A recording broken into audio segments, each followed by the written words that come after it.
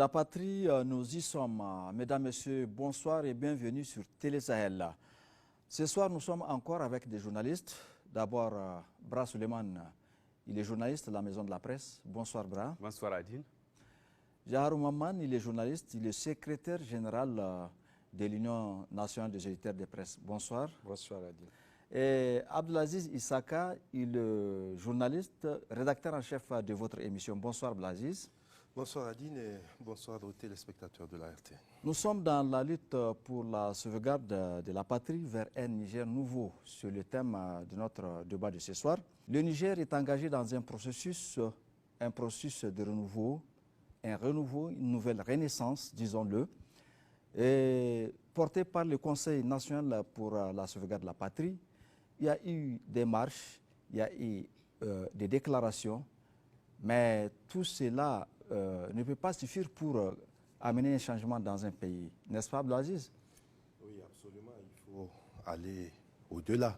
Je pense qu'il faut d'abord commencer par saluer tout ce qui se fait en termes de mouvement autour de l'ambition du renouveau, justement, dont tu parles, parce que en réalité, tout ceci est motivé par l'envie et le besoin que les Nigériens ont de voir un nouveau Niger naître, un Niger qui profiterait à tous, un Niger qui profiterait de ses ressources, notamment en termes de richesses minières, l'uranium, le pétrole et tout ce dont le pays dispose, mais un Niger qui puisse véritablement être un havre de paix pour ses fils, ses filles, mais qui puisse être un pays qui garantit beaucoup d'opportunités de réussite à ses fils et ses filles, justement.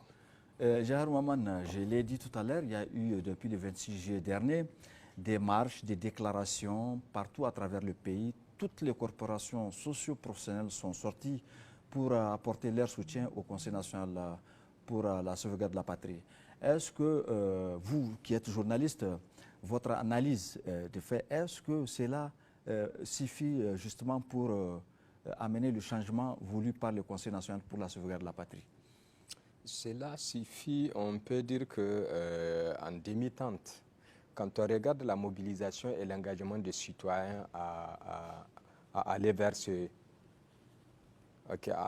changement, je pense qu'il y a une lueur d'espoir quand on voit toutes les couches socio-professionnelles du pays.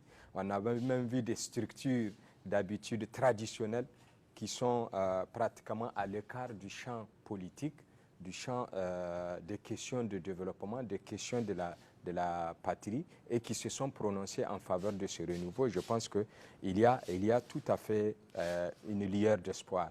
Mais je pense que si ça suffit, je dis, c'est déjà, ils ont donné déjà leur engagement à aller vers ce changement. On peut dire que de la conférence nationale à aujourd'hui, c'est une sorte de bilan à mi-parcours et que les Nigériens ont exprimé dans leur majorité cette envie de voir passer à revue tout ce que nous avons fait comme pratique sur le plan socio-économique et même de la gouvernance politique pour tirer les leçons de tout ce que nous avons vécu et pour aller vers ce renouveau-là qui consiste à changer certaines pratiques qui ont eu cours et qui ne favorisent pas le développement du pays, qui ne favorisent pas la citoyenneté responsable, comme on dit, et qui ne favorisent pas la gouvernance politique et économique qui peut faire avancer le Niger vers des grands chantiers, comme on dit, de la Renaissance. Aujourd'hui, c'est une concurrence de pays. Chaque pays tente à partir de ce qu'il a comme capital humain, la jeunesse, sa jeunesse, le Niger en a, les ressources du sous-sol, le Niger en a, et le reste, une sorte de plan, de vision stratégique pour que le Niger tire le profit de toute cette richesse-là. Je pense qu'on est sur la bonne voie, mais il reste que maintenant qu'on y va vers véritablement les actions à poser pour que toute cette lueur d'espoir puisse être concrétisée. Suleiman, vous êtes également journaliste. Quelle analyse vous faites de la situation actuelle, de la mobilisation et de tout cet engagement des populations nigériennes? Oui, l'engagement y est, les gens sont vraiment engagés pour qu'il y ait ces changements. ce renouveau, comme vous avez dit, surtout au niveau de la jeunesse. C'est la jeunesse qui est beaucoup plus engagée parce qu'elle est beaucoup concernée par les défis qui ont été aussi évoqués par mes confrères. Et je pense que s'il faut redonner espoir à cette jeunesse qui, pratiquement depuis des années, est en train de regarder ce qui se passe. La jeunesse nigérienne, dans sa grande majorité, ne profite pratiquement pas des grandes choses. Le Niger regorge assez de ressources, on a des opportunités pour ces ressources puissent profiter aux citoyens nigériens. Mais malheureusement, quand on regarde en tout cas ce qui s'est passé, je peux dire que vraiment la jeunesse n'a pas beaucoup profité. Et ça fait en sorte qu'aujourd'hui, avec toute cette mobilisation, cet engouement, les gens espèrent que les choses vont dorénavant changer, mais il faudrait aussi tirer les leçons de tout ce qui a été fait, même pas pendant ces 2 décennies, mais je pense que pendant ces 3 décennies, depuis la conférence nationale souveraine, il faut qu'on essaye de voir, même si, de mon point de vue, il faut changer cette classe politique. Parce que quand on regarde toute cette situation, je dirais que c'est la classe politique qui est au devant, puisque c'est elle qui gère. Et ils sont tous les mêmes. En tout cas, chacun, s'il s'agit de profiter des ressources ou de partager les postes, les biens de l'État, chacun, il n'y a pas une opposition ou une majorité ou les non-affiliés. Donc, ils sont tous les mêmes et c'est le peuple ou c'est les citoyens lambda qui regardent comment les ressources sont gérées, alors qu'il a besoin à ce que de l'autre côté, les classes soient construites, les secteurs sociaux de base, au moins qu'ils essayent de profiter de ça. Et ça, je pense que c'est vraiment un défi. Si aujourd'hui la question de l'éducation, la santé, l'environnement, l'eau, tout ça, c'est des défis au niveau de nos pays. Et je pense que beaucoup de choses restent à faire. Mais il faut vraiment aller vers un changement, un réel changement pour que la population puisse profiter de ces ressources, de ce qu'elle a comme, en tout cas, potentialité. Puisque même le pays, de mon point de vue, a aussi besoin à ce que cette jeunesse qui est là, qui est mobilisée, puisse aussi aider les pays, puisque c'est elle les faire de lance. Il faut que cette jeunesse soit occupée, il faut qu'on lui redonne espoir pour apporter ce qu'elle a quand même en termes de savoir-faire pour faire avancer les pays. C'est très important.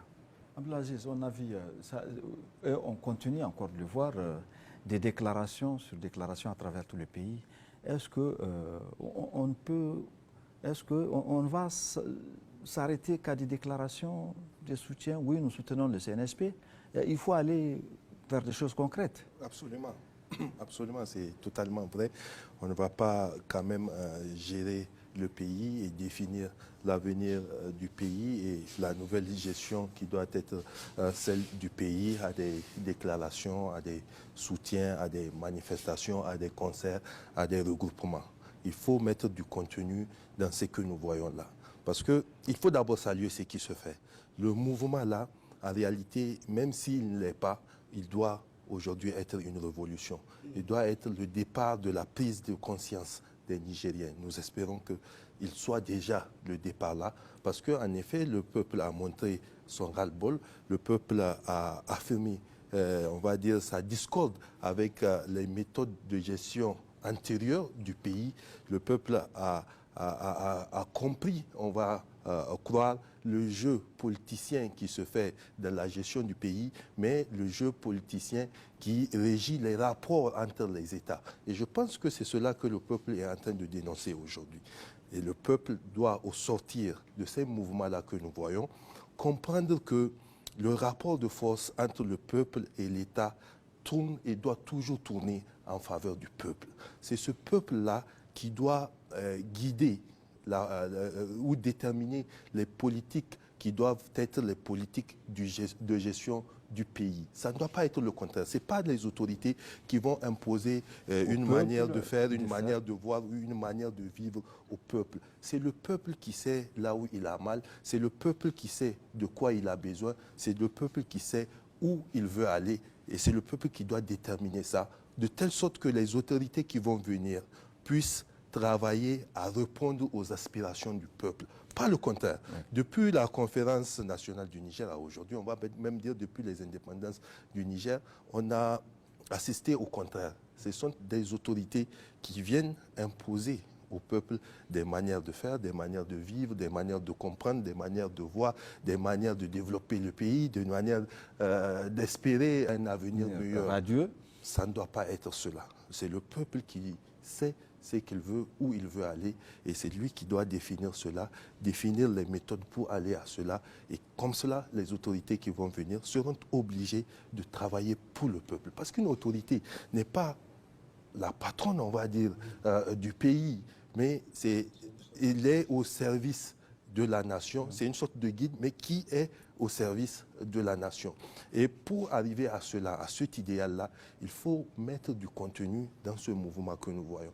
Ça a été possible ailleurs.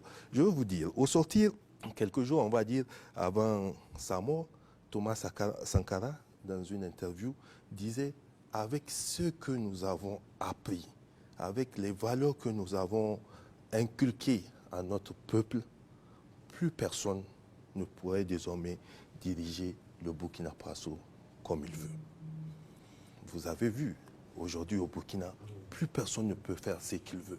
Parce qu'en réalité, ils ont eu un leader. Ils ont instauré une révolution à partir de l'avènement de ce leader-là. Ce n'est pas le leader qui a imposé au peuple des choses. Le leader a éclairé leur lanterne et les populations dans leur ensemble ont accepté et ont marché vers l'idéal-là. Aujourd'hui, ils sont arrivés à un niveau où plus personne ne peut leur imposer quoi que ce soit. Ils sont éclairés, ils ont une vision et ils veulent quelqu'un qui puisse les accompagner vers cette vision-là. Si tu ne les accompagnes pas dans ce sens-là, vous créez tout de suite la rupture. Et c'est à cela que nous devons venir au Niger. Et pour venir à cela au Niger, déjà les leaders ont compris que la jeunesse est mobilisée. Pas que la jeunesse, la population nigérienne dans son ensemble. On a vu la société civile, on a vu des jeunes, on a vu les leaders religieux qui ne sont pas toujours jeunes, on a vu les autorités coutumières s'impliquer dans cette lutte, on a vu même des politiciens participer à cela. Ça veut dire que les Nigériens ont besoin de quelque chose de nouveau. Maintenant, les assises nationales souhaitées et convoquées par le président de la République qui doivent venir mettre tout ceci en synergie et sortir quelque chose qui puisse être une sorte de feuille de route vers l'avenir de ce pays-là, mais vers l'atteinte des objectifs des populations. Jaharou, est-ce que vous, selon votre analyse, est-ce que vous êtes d'avis que les CNSP, les autorités actuelles de la transition, sont dans cette logique de faire en sorte que le peuple, en tout cas que dorénavant, la gouvernance soit par et pour le peuple? Je pense que le maître mot a été déjà la convocation des assises nationales dans le format qui a été décliné. Et ce format-là, je pense que ça fait, en tout cas de ma petite connaissance de l'histoire politique du Niger, je pense que c'est la première fois où les assises nationales, à partir des consultations nationales, que ça sera de la base au sommet. Je pense que c'est ce qui est extraordinaire, puisque aujourd'hui, quand on a vu ce communiqué-là où les régions jusqu'aux communes vont désigner leurs représentants, pas seulement des représentants, mais vont réfléchir sur leurs besoins, réfléchir sur leurs besoins, ce qu'ils veulent pour leur commune, qu'ils veulent pour leur département, pour leur région, et tout ça, ça sera dans un ensemble qui sera une stratégie nationale, ou une sorte d'avant-projet de stratégie nationale et qui sera la matière, comme il disait, la matière pour le conseil consultatif et à partir de ces assises sortira une sorte de guide. J'ai l'habitude de me torturer en me posant la question pourquoi chaque régime, quand il vient, il balaye ce que les autres ont fait. C'est parce qu'on n'avait pas ces canevas-là. Aujourd'hui, qu'on aura un canevas où tout celui qui vient au pouvoir, il puise dans ses canevas pour concevoir son programme politique qu'il va aller présenter au peuple. Ce peuple-là, à travers les assises de la transition, déjà, ils sont informés parce qu'ils étaient au cœur de l'élaboration de cette stratégie. Lorsqu'un leader vient avec un programme, là où il trouve que dès qu'il présente son programme, c'est qu'aujourd'hui, les citoyens nigériens, quand on aura à finaliser cette stratégie-là, ils sont à même de corriger même un homme politique en lui disant que non, pendant les assises, voilà ce que nous voulons pour le pays, voilà ce que nous avons voulu pour nos pays et pour nos régions. Et si vous voulez notre voix, prenez en compte nos préoccupations. Et vous verrez que même après un mandat, 2 mandats, le parti ou le régime qui va venir, il va s'inscrire dans la droite ligne de cette stratégie-là. C'est ce qui fait que les grandes puissances se développent au détriment de nos pays où on a une tradition de la terre brûlée. Lorsque vous remplacez un régime, il faut écraser tout ce qu'il a fait, même ce qui est bon, on rejette, et il faut mettre un nouveau système, c'est-à-dire qu'on répète une sorte de retard. Un programme qui est élaboré, mis en œuvre par un régime, 10 ans après, un autre vient, il balaye, il nous ramène encore 10 ans en arrière, puisque c'est en ce temps-là qu'il va concevoir son programme, et le temps de l'élaborer, son mandat est à faire. Donc on aura pris du temps. Mais un autre travail que c'est peut-être mon appel à ce niveau, c'est quand il y aura dans la conception, il faut qu'il y ait des guides.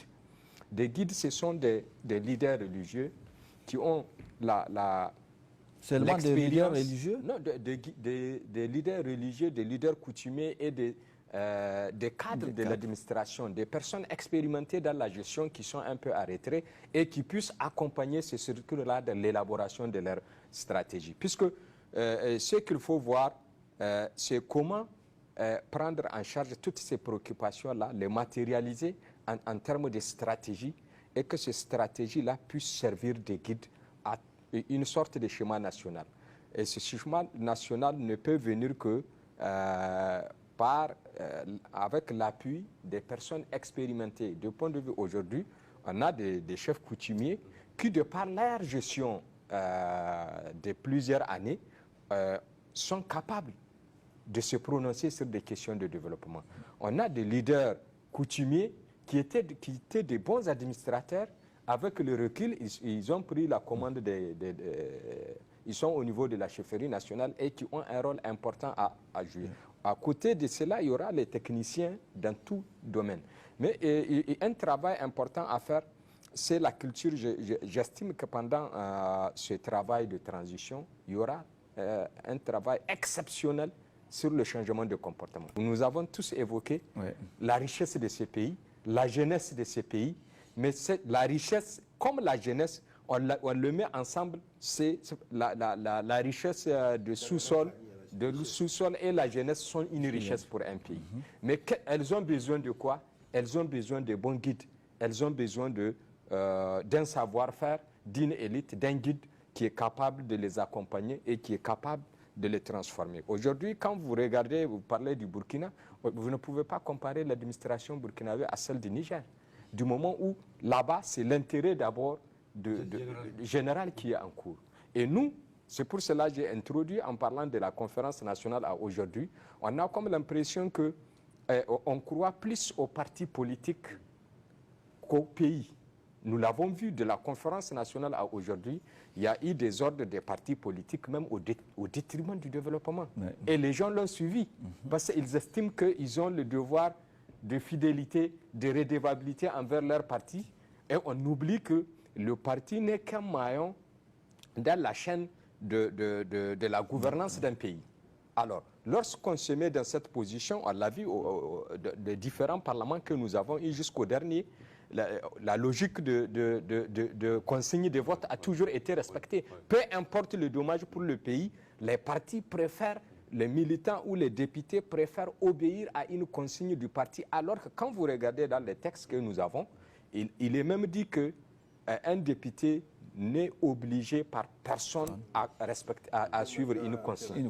Un tout mandat impératif. Suleiman, alors, quelle analyse vous faites de cette situation? La situation, je pense qu'il faut impliquer tout le monde. pour atteindre ces objectifs, ce dont on s'est fixé, effectivement, il faut qu'il y ait l'implication de tout le monde. C'est vrai, au niveau des assises nationales, c'est de la base au sommet. Mais même au niveau de la base, il faut commencer à mettre tout le monde ensemble. Les leaders d'opinion, les jeunes, les femmes, tout le monde. Tout celui qui peut apporter un plus, un changement. Ce n'est pas une question de partis politiques, de regroupement des partisans, non. On parle du pays, on parle de la patrie, on parle de la citoyenneté responsable, on parle du développement. Donc ça, je pense qu'il faut veiller à cela. Puisque tout à l'heure, j'ai parlé du comportement des partis politiques. Et on sait tout ce que ces partis politiques ont à faire. Puisque un des volets des partis politiques, c'est aussi la formation. Mais les jeunes n'ont pas eu à faire ces formations au niveau de leur militant. Et c'est ça qui explique un peu ce comportement qu'on a constaté ou qu'on a observé durant ces 3 dernières décennies. Donc, si on implique tout le monde, maintenant les propositions, il faut aussi donner le temps vraiment pour discuter des meilleures propositions. Puisque chaque région a ses spécificités, chaque région a ses défis, chaque région a ses préoccupations. Aujourd'hui, la population nigérienne, je vous jure, 75%, elle est jeune. Elle est majoritairement jeune, très jeune. Et tous les besoins là, de cette jeunesse qui est là en train de faire des déclarations à travers le pays, de soutenir le matin et le soir, il faut prendre en compte les préoccupations de cette jeunesse. Voilà, mesdames, messieurs, c'est la fin de notre débat d'aujourd'hui. Mesdames, messieurs, bonsoir.